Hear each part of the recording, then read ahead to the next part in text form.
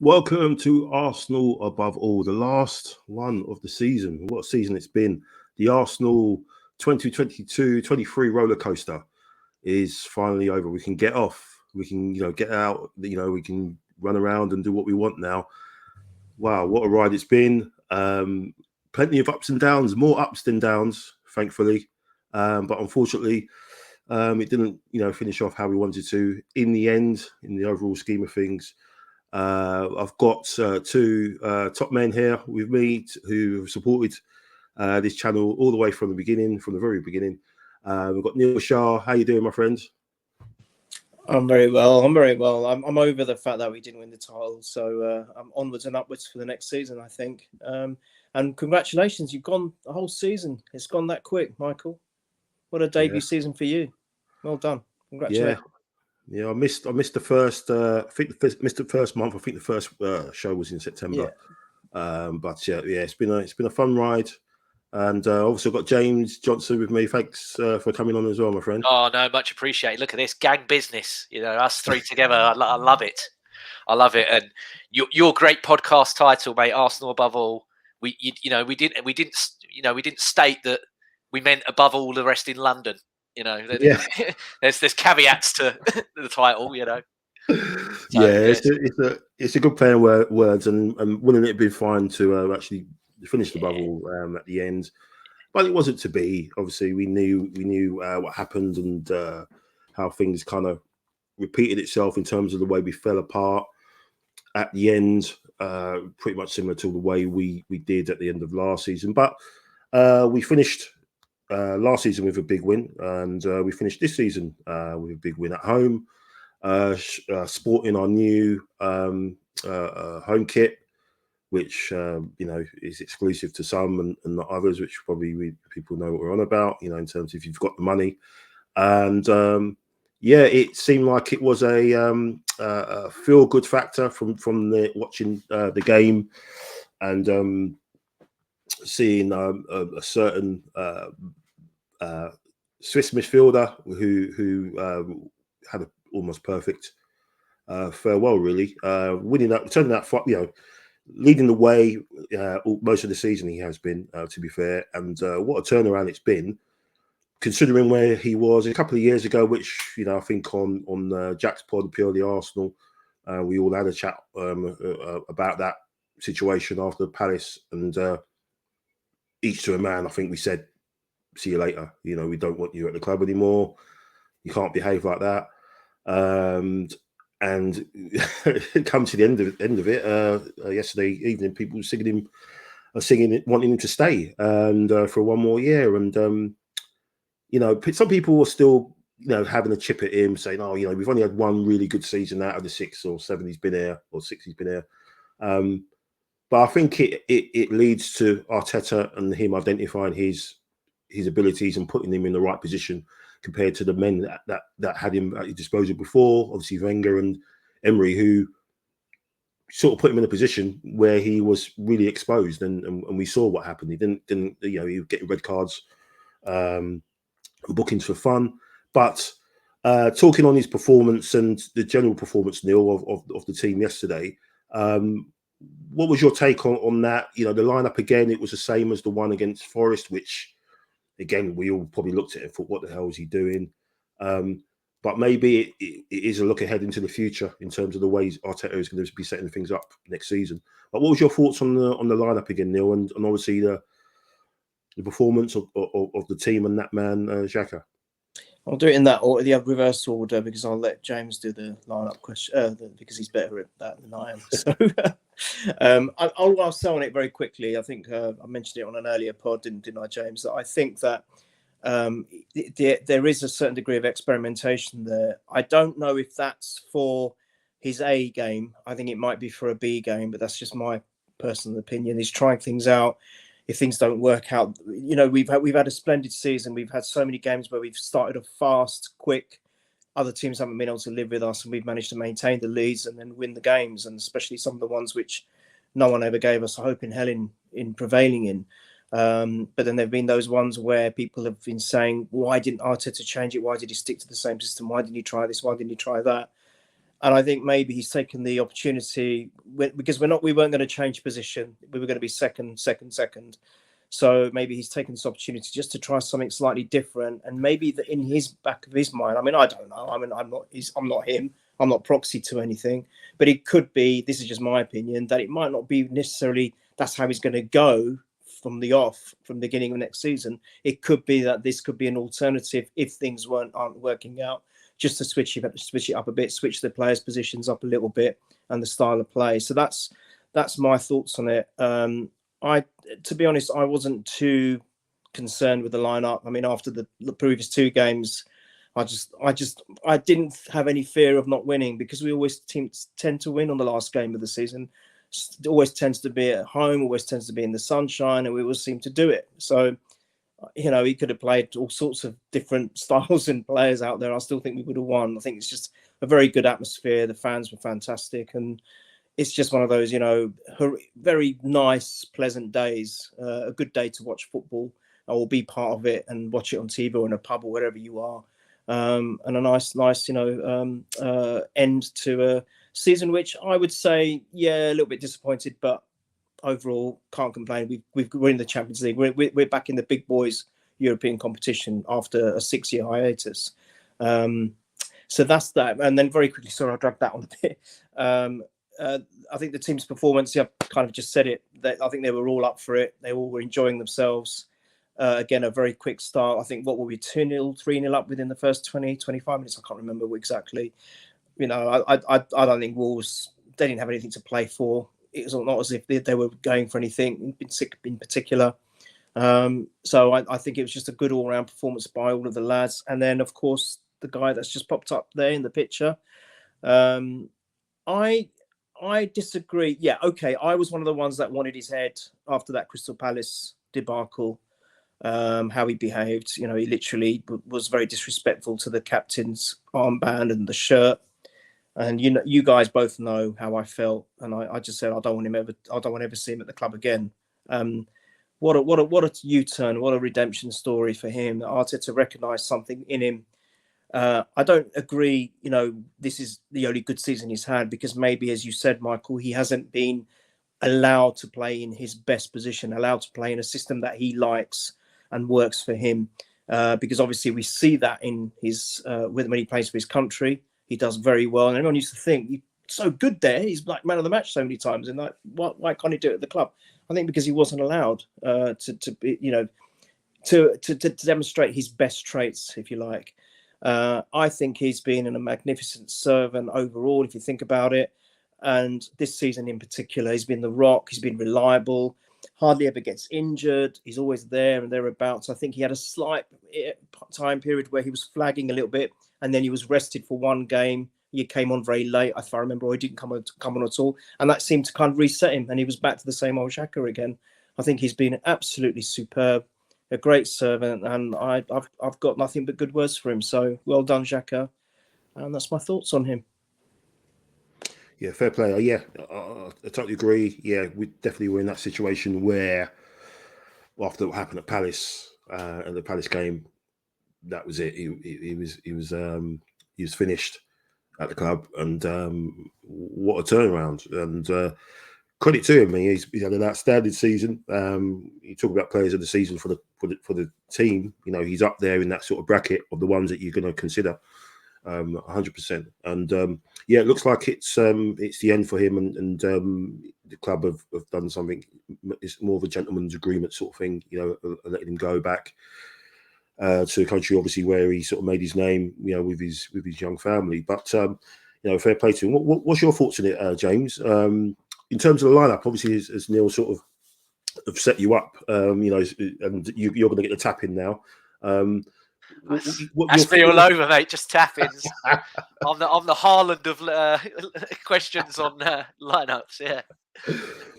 What's your thoughts on the lineup? I mean, because a lot of people are saying, he's using Partey as the it's kind of what Brighton are doing with Caicedo on the right hand side. Is he using him as that inverted on that side when Zinchenko isn't there?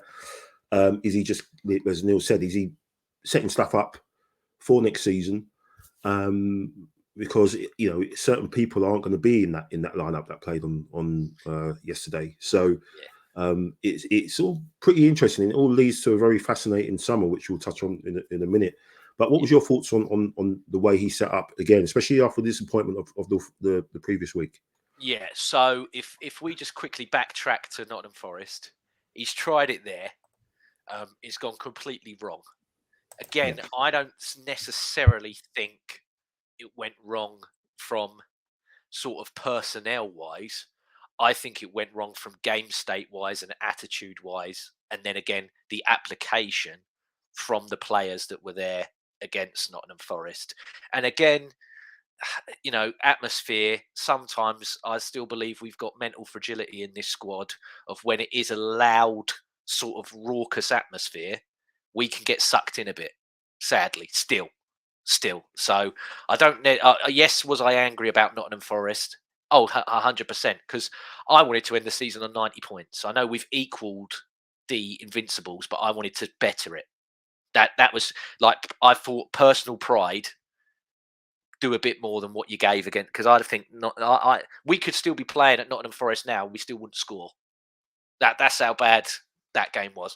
But moving into this one, okay, we're very fortunate. You've got a manager there that's on a ban. He doesn't know whether he's still going to be there next season or not. You've got 11 to 12 players that have been told, by the way, we might have to sell all of you to meet our FFP. So are they really bothered or not? But you can only play what's in front of you. And we absolutely smashed it. And again, like you said, there's a lot of experimentation there. And you make a great point, Michael, because he had Thomas Partey in that role. But is it a sign of, if I have Saucedo, that's what I might do? Because it was like out of possession, it's a back three. And then, do you know what I mean? It looked like it was the three at the back there. Yeah. And then, but I'm like, is that what he could do if I don't want to lose William Saliba. Me and Neil had the conversation this morning. The most important signing Arsenal can do this summer is the signing of William Saliba's new contract. But I'm like, if he does go, is this a pattern of what he might do going forward? And do you know what, Kivior? A lot of people said about Kivior. I was impressed. Jack a few weeks back said, don't be surprised if we see this guy at left back, because again, he does follow a lot of what Pep does. And Pep plays a Kanji or Ake there because he's like 1v1. These two are quality. And this guy's been in Italy for quite a while. So 1v1, I expect he's probably very, very good at it. I still to this day think Tomiyasu is arguably our best 1v1 defender we have at the club. So I can understand why he plays him at left back sometimes as well. When he's naturally right-footed and naturally a right back. But yeah, I've got no problems with him experimenting, looking at the future. And you know what? If that is Granit Xhaka's goodbye, I'm gutted he didn't get to do it with a title, because that would have capped it off. But yeah, I thought he had a very, very good performance. And another interesting point for me yesterday as well was there were times that Bukayo Saka was running into that central 9 position. I've said it the last couple. I know I've been guilty, but I've said the last couple of weeks, Jesus plays everywhere except where I want him. But I don't know if that's another thing where he's like, I might use Jesus as my wide right player next season a bit more to help. This guy's just done 2 38-game seasons back to back. Rightfully so. He's a fantastic. You talk about players of the season. He's definitely in there. He's a remarkable footballer and a remarkable human being. I just worry. I'm a child of the 90s. I remember Michael Owen. Michael Owen played so many games, and then by the time he was 26, 27, he was done. He was nowhere near the level of what he was, because he just kept going, and he got kicked. Just like this boy, I've seen that guy get volleyed in the air in the penalty box, didn't even get a card or a penalty. Yeah, someone literally he was in the air. He comes down and what was it? MacArthur for Palace just volleyed Yeah, him. that's right. Yeah, It was insane. It's one of the worst challenges I've ever seen in football, yeah, and nothing. I just couldn't believe it at the time. But yeah, no, it was a good win. Like we said, in the sunshine, happy days, good goals, and we just build from here. That's the next, it's the next phase, isn't it? Really, where we go from now. yeah. I mean, it's interesting. You've touched on Jesus as well, and I think said well we might have the Saka cover, staring us in the face. He's played that way for under Pep, a number of times. I think on the other side as well. And look at where the first goal came from. It was him actually beating his man on the outside, getting a cross in. Really good cross as well. Really good play. And again, I think the worry, which we've spoken about a lot, of his on the WhatsApp chats and on here, is the levels, isn't it? The levels not dropping. And if you take Saka out, as you said, he's a sensational player. But if you take Saka out, for example, put on the bench and you put Jesus in that position, and everyone else is the same, the levels aren't really dropping that much because you've got a top player there who's going to do the work rate, who's going to do both sides as well. And so I think the option is there definitely for him to cover for Saka. But it's going to be interesting to see what he does. If he does that, is there going to be a different type of forward up front in that instance, for example? Yeah, I mean, it goes back to the fundamental on trust that we talk about, don't we? He's got 13 players that he trusts when that really needs to get to 18, 19. Ideally you want 23. But if you can get that to more 18, 19 than just 13, 14, and it not be a detriment, like you've just said, that's what we need to be doing. I mean, we all love Saka here, but again, we saw it after the 30th game week. He had a brilliant game. That was his best game in about 2 months. 2 months I say, but 8 game weeks. Yeah, and because for me, I'm like he's just played into oblivion. A lot of people go, oh yeah, but Guardiola can do it. He's got the players there to do it. But but again, it's the master of management. He knows. What was it? Wenger always used to call it. Was it the red zone or whatever? He knows I can't squeeze any more out of that, so I'll take him away and put whoever else in there. I liken it to the Invincibles. There were times there where you had to play your Will Tord or your Kanu because the game dictated that was what you needed to do. Yeah. So, I mean, it's not like we haven't got options. Smith Rowe's been fit for ages, but there's something there that he's seen in training that he doesn't like and doesn't want to play him. So, Nelson, you offer him 4 contract offers, but yet he's minutes wise. Okay, he's one of the first off the bench now, but it's like if you believed in him and liked him, so why did it take so long for him to start coming in? There's question marks like that.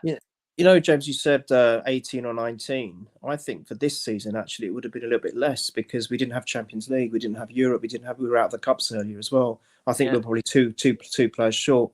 As I said, I've been saying all the time that I think the loss of Saliba has been a massive fundamental point of us capitulating near the end. I think that was almost like a domino effect. He went and it just rattled the rest of the team. It was the worst. It was the worst moment of the season, wasn't it? For both of them to go at one time. Tomiyasu as well, yeah. Absolutely incredible. Yeah. So I think, to be honest, I think a couple more players that he trusts or were consistent at that level would have been enough to see us through. Because even if we'd lost to City, we would have made ground on the others anyway, and we probably won by a point. So it's a shame, but it is what it is. Yeah, it is. It's just fine margins, and I think Neil, you was there that night at Sporting Lisbon, and I remember you on your WhatsApp, and I could feel the anger coming from the WhatsApp messages. Like you just knew, you were saying at the time, but the seasons that's it. Is we've lost. This is it now. It's practically the season's gone on that instance, and it's turned out that not having that ability to rotate and put Tomiyasu in to compensate for that has played a massive part. Yes, Saliba's a sensational player, generational.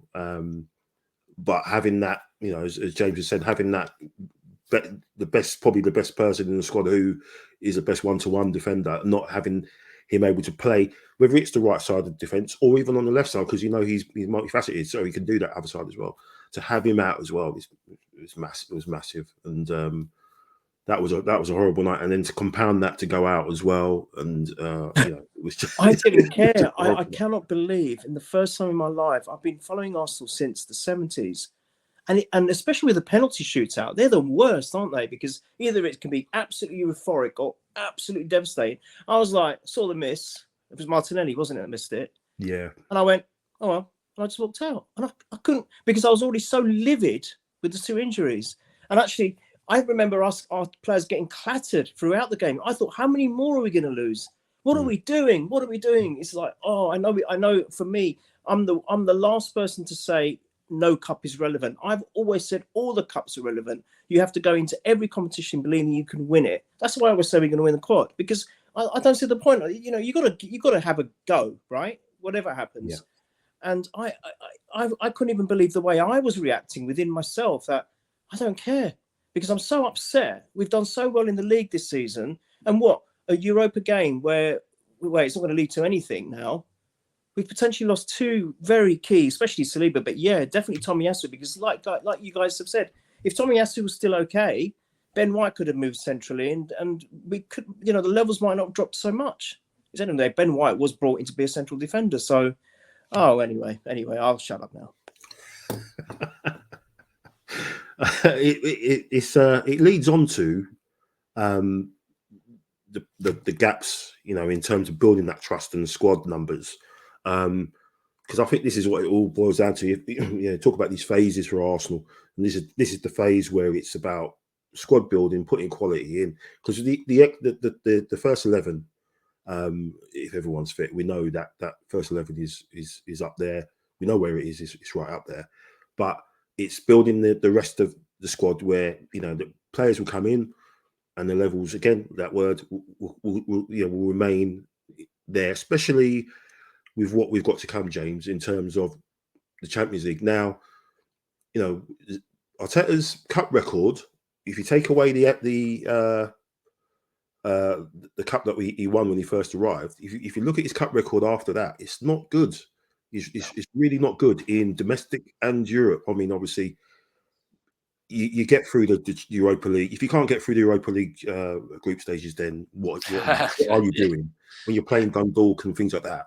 But in the knockout stages, it's not good. In the domestic cups, it's not been good. We got to the semi-final, didn't we, against Liverpool in the League Cup, and we drew 0-0, and then the second leg we got turned over at home. Again, at home, we seem to get knocked out in cup competitions at home under him for some reason, apart from the one at Forest, of course. But is it a worrying? Is that the only worry that you've got going into next season, James, in terms of his ability to really his ability to manage the squad?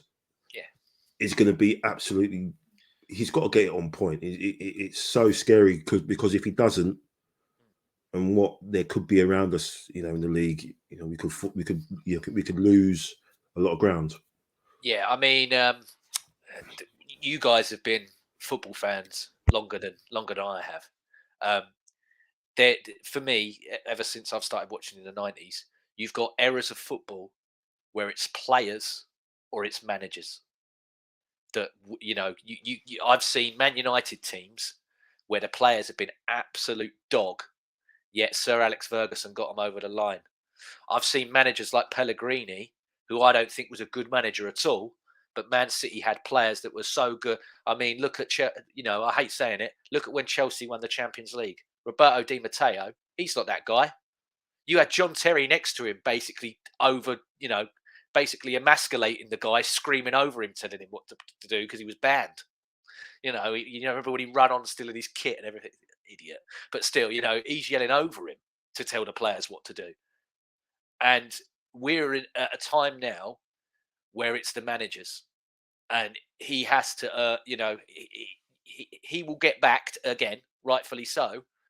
But, and I'll say it here now, and a lot of people might flame me for it, and I might get, if he goes 4 years without anything, I think you've got to ask serious questions. I don't think even though we're doing 3-game weeks, I think we've got to go far in at least, 2 of these competitions, borderline all the way in at least 2, because you can't go 4 years and that amount of money spent not winning anything, and go, oh, we're building. You can build and build, but when's it going to end? You got people in doing an extension for you. Oh yeah, well, it's been 4 years. When am I going to enjoy it?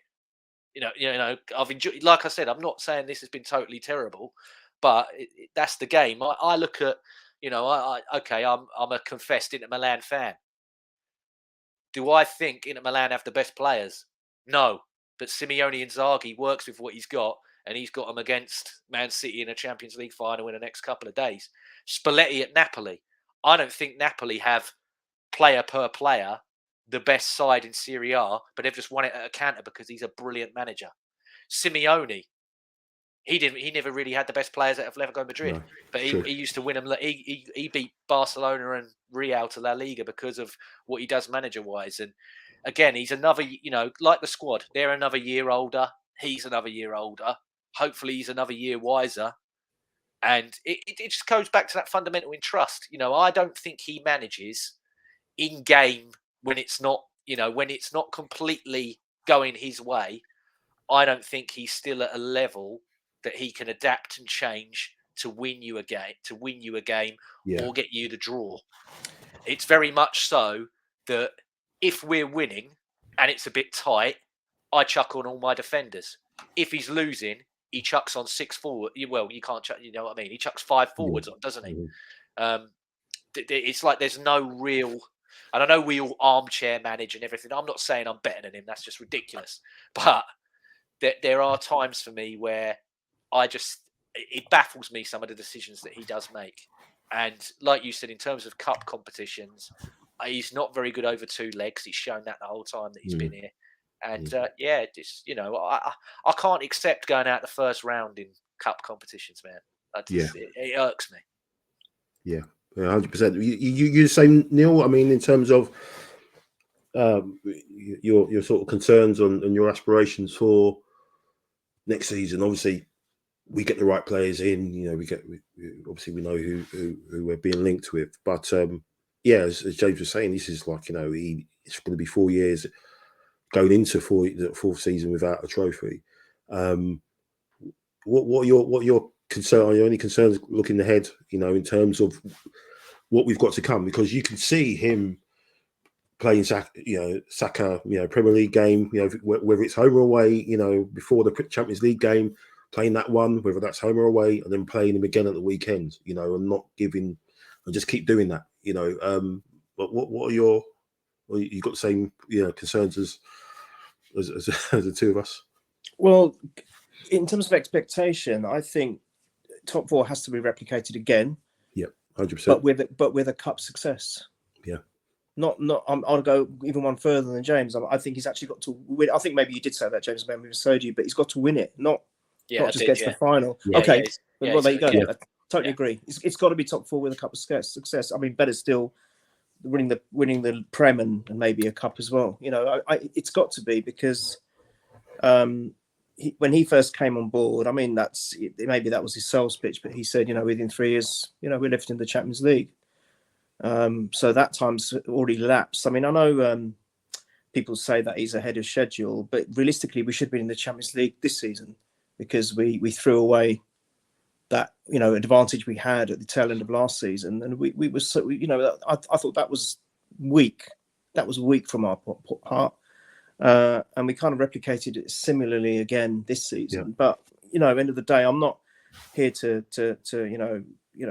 put darkness and shroud the club with darkness. I'm not, of course not, because it's still been a tremendous season. But I just feel that we've got to get better and better. And to be honest, I mean, his points tally, even with the 2-8 finishes, I could be wrong, but the second 8 finish was slightly higher points than the one before. They are going up. They're going in the right direction. At least it's going in the right direction. It may not be as quick as we might want it, but it is going in the right direction for me. And that's where he's going to be backed. And also, I think the cushion of winning that FA Cup in his first season has helped him tremendously as well. Because if he'd not won that, then it could have been even more pressure on him. But I think the virtue of that cup's kind of given him an extra year, maybe, or maybe 2 seasons. I don't know. I cannot see him not being backed. I mean, I can still see him even after the season after next, but questions will have to be asked if he falls back into the Europa or even further. God forbid. I can't see it happening, by the way, because I think our squad has learned so much from this season. I can only see them getting better. I can't see us getting worse, guys. The only difference is other teams are going to up their game next season, so it'll be harder. So if you put it into context and perspective in that respect, realistically, our only competitor this season was City, whereas next season I think there may be 1 or 2 others as well. So I think that will make it harder, but I still think we'll end up top 4. But I think we do need to win a cup. I really do believe that, 100%. Yeah, I mean, Neil, you make a great point, because Arteta and also the players all say that the best thing at the moment is the connection between the fans. And again, I hate going back on myself, but you've bought time, but that can very, very slowly fade away. Yeah. I think there will be a lot more next season. That if we're here in a year's time, and there's not a pot there, and we've just scraped getting in the top 4, I think there'll be a lot of people that will go, I'm asking question. I think a question needs to be asked. Well, I don't think that's wrong. I think they should. No, neither do I. But there'll be a lot that will go, I think that's harsh. But I say it how I see it. Exactly that. Yeah, so the expectation is definitely, the expectations were so low. 3 or 4 seasons ago, wasn't it? We were all sort of, with the 8th place finish and the other one, and the expectation out of Europe for the first time in a quarter century. The expectations were so low, and now, you've got your Champions League, you're back in the Champions League. The expectation is for you to get back in that competition again. Finishing top 4 and doing better in a competition and going that one step further, hopefully, by winning the league. And it has to be. We have to have that as a fan base, because you want the best from the team and we want the best for the club. So we can't rest on our laurels. We've done it so many times in the past. When we were on top, we rested on our laurels, which and the rest is history. Can I just say one thing as well? Sorry, Mark, I don't mean to. Go. I just want to get something off my chest. I hear so many people, even my friends, even yesterday, going to the game with a few. Yeah, but if I said to you we're going to get second, you'd have taken my right arm and leg. I said no, because we were on top and in control for so long.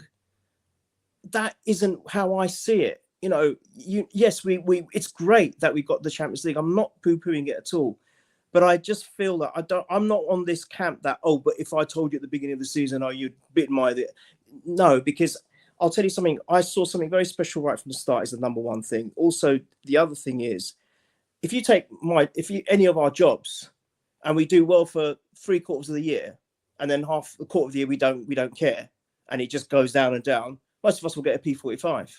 And I'm not saying it's the same in football, but what I'm trying to say is, I just feel that, we were in control. We were doing so well, and it was ours to lose. Yep. If we had been languishing, if we were exchanging places with 2 other teams, first, second, third, throughout the whole season, and then it was very difficult for us to even win it, let alone get second. But by some miracle, we ended up second. That for me, then if people said to me, if you'd taken that at the start of the season, then I'll say yes. Yeah. Yeah. Do you see where I'm coming from? It's about the context of it. But we 248 days or something we were top, or whatever it was. That's where for me the disappointment. 30 game weeks, Neil, pretty much. Yeah. 30 weeks of the league, pretty much at a canter. We were the team.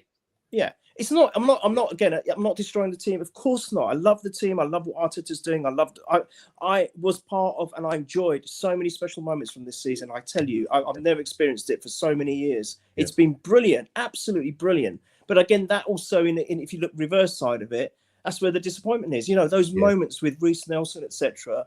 It's like, wow, why couldn't we have, capitalised on it and won the league? But anyway, to make us believe again, I think that's the biggest thing that I'll take, is that for the first time in 20 years, I sat there and thought, wow. Oh, actually, there was no. Tell a lie. The before Eduardo got injured at Birmingham City, I believe. Yeah, I thought we were 07, walking, 08, yeah. I thought we were walking that season. Yeah. So okay, the second time then in 20 years. I mean, it's what we've as fans, is what you want, innit? You want your team to give 100% and to compete and to go into some of the big games and actually, put up a fight and be hard to beat, get a draw, and even better, get a result, get a win. And we've done that a lot this season. Some of the big games, we've had some big performances. But obviously, we know that the big ones, the two big ones that we had home and away, we fell short. And I think there's a stat. I think we were the only team that City beat away from home at the top 9. Yes, all the teams in the top 9 they didn't beat away from home. It's only us. Everyone in the top 9 took points off and but us. Yeah. So that's something we've got to sort of resolve. I think Tony Adams said it against Forest. Just go away, and be resilient. Against the team that you're trading blows with. I forgive me if I'm wrong. The Stato James will probably know, but when we won the league, the 3 times under Wenger, we were obviously battling against United, weren't we? We didn't lose at Old Trafford in any of those games, did we? 98 Overmars scored. Yeah. 01, 02, Wiltord and Lundberg. Yeah.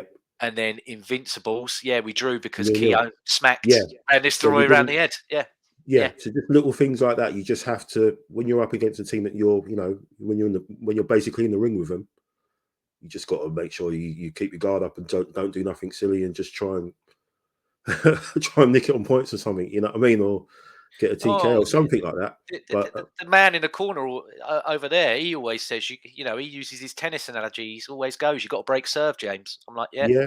That's what he says. He always tells me, "Got to break serve." I'm like, yeah, no, I'm with you. I don't disagree. Yeah, and that's why it's so important that on the 6th of August at Wembley, when we play them in the Community Shield, people go, "This is nothing." Well, no, we've lost 3 times to these. 6th of August. That's when the season starts, not the week after. 6th of August. Man said, "I want Pep's tears in my Evian." That's what I want. Other water's available, but I want them slapped. Even if we snake a 2-1 or something like that. Because we got to win there at Wembley, and then we got to go back there this time next season. I want to be sat here talking about we got a Champions League final preview at Wembley. That's what I want. You are so spot on. I think that is, that's going to be one of the most important Community Shields ever. Yeah. Lay your marker. I want him in there going, "Lay your marker today, boys." And we're assuming, of course, because I'm praying, because I do not want United to win the FA Cup. No, because they're gonna mate. Even if they don't get Qatar, they're gonna do bits this summer. Easily, and I'm like, if they play them and then they beat them, they're gonna think they're gonna come back, and I can't have that. Nah. Yeah, it's going to be interesting. They're a bunch of weirdos, mate. They celebrate their local rivals pipping us to it. What a bunch of freaks! Absolute weirdos. It will all change if they do the treble. They'll be crying. They'll be crying tears. In cups and stuff. If they do the treble, because it's been mental. People like Rio Ferdinand and Gary Neville, being cheerleaders for him is crazy. Just going to usurp your, equal your achievement, and people are going to say they're doing it in a better way. So, bunch of window shoppers, mate. In the words of 50 Cent. but interesting season ahead, because people say some of the detractors of Arteta say, well, he needed 4 years and look at what Newcastle have done. They were relegation. They just survived relegation last year, and now they're in the Champions League. So it kind of shows you what can happen. But it's been a strange league this year, and I think Newcastle are going to feel it because, they're all of a sudden going to be going to a different level and having the 3 games a week situation, and they're going to, because of their seeding, they're going to be likely to be in a pretty tough group. So, and so it's going to be interesting for them. Obviously, Chelsea, Pochettino's been confirmed today, so it's going to be interesting to see what he does. Liverpool as well. So I think these teams may improve in certain circumstances, but I think we'll improve as well. It's funny that all the pundits are saying, "Oh no, they're discounting us." Even when you look at the table and how many points as Neil said, it was just between us and City really. Man United, they were 9 points behind us. And goal difference of plus 15, and they finished third. They scored 58 goals all season, compared to our 88 and City's 94. We just got to sort things out defensively, but that means that for me, the three things that we need to get right is get Saliba sorted out. Have to get him sorted out. Get the reinforcements in, especially in midfield. Whether that's Rice, Caicedo, just get them in, get that done. Ideally, get a different type of forward, different presence, or failing that, let's see what Balogun does, maybe pre-season, and then just go again. And just we're going to be playing Luton exclusive. This is a Arsenal above all exclusive. We will be playing. We'll be kicking off the season on Friday night again, and it will be against Luton Town. We've got a shocking record against away at Kenilworth Road, apparently. I don't think we've won in the last 8 games or something like that we played against them. So, obviously, Sky and the Premier League and Gary Neville and Jamie Carragher, they know all this. And it's like they're rubbing their hands. We're going to have a nice Friday night, dance. Part of me thinks if we've got the Community Shield the week before, we won't get the Friday game. Ah, right. Well, there you go. Well, we might snake it and have to play on Saturday or Sunday. It'll be Super Sunday, won't it? Yeah. Yeah. We'll be the first ones to visit Luton. Yeah. Can guarantee that. Can I just say as well, quick, Mike? Sorry, I know we're pressed for time. The comparisons that people have made about Eddie Howe getting there and from being bottom of the league and everything else. Yeah, okay, they haven't spent as much as us, but factor in this is a guy that's been a manager for 15 years, and he's gone throughout the leagues. I'm not trying to make excuses for Mikel Arteta, but it's his first ever bloody job, and we were an absolute state. We had people behind there that were borderline crooks that we had to get out. We had crooks that were on the pitch running around that we had to get rid of as well. Yeah. Do you know what I mean? We had tons to sort out. Newcastle, it was very much, well, when you're as low as that, just keeping us in the league was a bonus. If he'd have just kept them up, he'd have been lauded. But we were in absolute disarray when the guy come in. Yeah, James, brilliant point. And can I just ask from that, how long did it take Klopp to get a trophy? How many years did it take him? I think 4. Yeah, I think it was 4. Right. Yeah. Right. Yeah. So he's done exactly what Arteta has done, but he wasn't getting destroyed like this, was he? He wasn't getting compared. No. Everyone was saying he was the wonder. He's gonna do it. It's just bollocks. Ignore it. Just ignore that rubbish. Yeah. You got to say, is it Eddie Howe or is it Jason Tindall? That's a great point. Yeah, it's all Tindall. I forgot. It's all Tindall. It's all Tindall. I think we're playing 4D tests. It's not Eddie Howe, mate. I think it's Tindall's a man. But joking. But yeah, I mean, different. He's a rookie still, isn't he? But hopefully, as you said, James, he'll learn. He's learning. Again, the way he's managed certain situations, some of the substitutions he's made, questionable, and then the next game he gets them spot on. The Bournemouth one, case in point, getting Reece on, and against Nottingham Forest as well when we won 5-0, he came on and he banged in 2 goals, didn't he? And he was sensational. But yeah, so hopefully it's a big. We can take another jump after we did last season, because it seems like we're in the same kind of situation, the same kind of feelings that we've sort of had a collapse, and then we've had a good win, and then we'll hopefully look off into the sunset and then come back a bit sharper. But I just want to quickly finish, guys. I know probably what your most memorable moment of the season has probably been Reece Nelson's winner against Bournemouth, probably the most bonkers one. But maybe it isn't. But what would you say, Neil? What's your most what will you take away from this season? What's your most abiding memory of it? My most abiding memory is a general one. It's the amazing support and the atmosphere at the home ground at the Emirates. It's the first time I've ever felt a connection. It's funny that word, ironically. I've felt a connection to that ground because I missed Highbury terribly. Yeah. I never, all these years that I've been going to the Emirates, I just didn't find this. There was no soul there for me. There was no heart, nothing. It just felt like a lovely stadium, but that was it. And that's even after we've won a few FA Cups. It's not like we've not won anything whilst we've been there. And for the first time this season, there have been moments that have reminded me of the good old days at Highbury. Honestly, the noise, the actual vibrations of the stadium. There were times where it literally was moving when all the fans were like going absolutely mental. And that is epitomised by that goal. I was lucky to be at that game, and my God, I was saying to you guys on the pods, every time I had been to a game, each time the atmosphere seems to be getting better and better and better.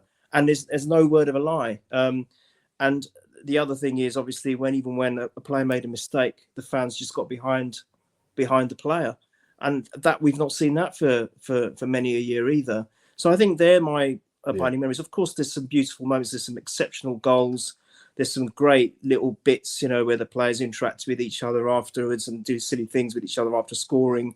But, I think for me, it was the atmosphere of the stadium was just incredible. That was my memory that I'll take away from this season. Fantastic. Yeah. James? Yeah, I mean, I feel bad saying it, but the Nelson one, if I'd have watched it, sadly, that was the day my mother passed away. So, yeah. I mean, there's that there where I'm like, okay, she didn't want the day to be a complete write-off. So there's like, there's that sort of magic moment there where I'm like, bloody hell, what a result! Like when I was in the hospital and took 5 minutes out, I obviously loaded the phone up because I'm like, my mum would know. I'm like, as much as I love you, I love Arsenal as well, mum. Like, come on, got to give me a break here. Do you know what I mean? And when I saw it, and I was like, cool. I would have screamed my house down, I reckon, if I watched that live. But yeah, I've got to say, as a child of the 90s, it's got to be Bukayo Saka's goal against Man United. Yeah. When that went in, I thought that's incredible. I mean, even Eddie's one, as much as I was just like hold because of VA, I would have hated being in the ground because I'd have been like, that's going to be chalked off. Like if I was there live, I'd have thought that's going to get VAR, especially us. We get VAR. If we breathe, it's got to, it gets checked. But yeah, I'd say that. And again, with Neil, I think connection-wise, especially back in the Highbury days, some of the chants used to just be so inventive and that's all come back. The Saliba one to Tequila, Martin Kemp, Big Guna, Spando Ballet, the Zinchenko one. There's so many good stuff like that going on, even like banter towards opposition fans and stuff. There's so much of that that's come back, and I thought, yeah, it's been excellent. If people listen to this and thought we were quite negative at the start, I'm sorry. I hope we haven't been, but there's way more positives than negatives to take out of it for me, 100%. Yeah, totally agree, man. An amazing season. I think, like I said, the Reece Nelson one. I thought, well, we're going to do this, because it was just amazing how we came about. Just the epic wins. Liverpool, Man United, 3-2. Obviously doing the double. Martinez's header, what a header that was! Yeah. Doing the double over Trophy Dodgers as well was nice, and it was just it was just the pride that you felt. As the season went on, even going out with your Arsenal merch on, you just felt a little bit more taller. You had your chest out. You know what I mean? Just little things like that. I definitely need that. Yeah. And even just going to people coming up and talking to you, supermarkets or whatever, just saying, people saying, I hope you do it. And then some people saying you better do it, just having a little conversation, seeing other Arsenal fans giving them a little nod, just say, a little smile. It was just good to get that all back. And long may it continue. It's going to be an interesting summer. Obviously, we mentioned that we're going to probably do a couple of transfer chats with James. Neil, I know Neil wants to get involved as well. You know, he says only if they've signed. I'm not going to do it. He doesn't like the transfer stuff. But I know once it's on teletext, Neil will come on. Yeah. So yeah, I know. After he's played B Bedlam and it comes up, or whatever it was that used to be on. But before we shoot off, just wanted to. Hang on, what have I done here? Let me take this off. Just wanted to obviously have a quick last look at the league table, and just for historical purposes, Mike, I can't see Chelsea. Yeah, there's a team I can't see. Where's Chelsea? I can't see Spurs or Chelsea. Yeah, there's a couple of teams I can't see on there. I think you've got to scroll down. You've got to sort of accept cookings and stuff like that to actually see them and scroll down. So I don't want to do that because you don't want to get this spyware and stuff like that. That's brilliant. There's malware is terrible these days. I won't bother with that. I won't bother looking below seventh place. But tip a cap to Uncle Unai for getting Villa into Europe, which is pretty amazing from where they were when he took over. Brighton, obviously, doing mad bits, and Liverpool having a bit of a run. But yeah, I mean, second place, matching the wins of the Invincibles, scoring one more goal than the Invincibles. Just a pretty mad situation that we got into, and credit, and as Neil and yourself have said, let's do what we need to do in the summer, and go one step further, and really go for the cup competitions as well. But I think he will do that if he gets the players in and makes that level. The players that he trusts goes up to 18, 20, 21 players. But anyway, that's all from us tonight. Thanks for watching during this pretty amazing season. It's been emotional. It's been frustrating, but generally lots of fun because I spent it with yourself, James, Neil, Daniel, Stephen, Bez, Glenn Glazer, who popped on. It's just been great. The people who shared and liked it, the show, all the great comments that we get. It's been a pleasure. And I think I mentioned Steve. I'm sure I mentioned Steve as well. Brian as well, who's came in late. Like Trossard. Good transfer in for him. Some great assists. What did I say to you the other day, Michael? I said you've got what Mikel needs. You can handle your rotation. You pick the right lineups for the right times. It's a coach's game, mate. It's a coach's game, and you handle it brilliantly. So I'm a rookie as well. I'm a rookie as well, exactly. So, they all listen, mate. The job's on its way, mate. Just it's only a matter of time. It's only a matter of time. No, I appreciate that. No, thanks very much again for your time, gents, for your support. James, I know it's been a tough season for you as well. But that's another thing I'd like to say. You guys, thank you so much for everything. Even before, then obviously after as well. Like I can't thank you three. Jack, Anthony. Yep. Everyone, even on this show, everywhere else. I can't thank you guys enough. The word legend gets thrown out a lot for me, as does that hashtag Gooner family stuff. But I've got to say, this season I really did that Gooner family. It was brilliant. So thank you very much. Great stuff. No, well said, man. Well said. And thanks to all the other guys. Obviously Jack and Anton Purley, Arsenal, Rich with over and over and over. And just great to have a great season to reflect on, and hopefully some more good ones to come, especially with that Champions League final at Wembley. I'm not going to. That's what I'm going to say. I'm going to say for it. Why not? But thanks for watching. This will be out soon, and obviously again we'll have some transfer shows coming out during the season, and then if we do get a couple of big ones in, we'll have a chat about that as well. So thank you. For watching for the final time for this official season. I've been Michael Harris, this man over here who's got caps galore. He's got one on the back of his door. He's got one on his head. Neil Shah, and the main man down there, Arsenal Jesus. It's the second one. Yeah, the second one. I would have missed that header yesterday. It skimmed off my hair, mate. All the best, and have a great summer, and we'll see you all soon. Come on, you Reds.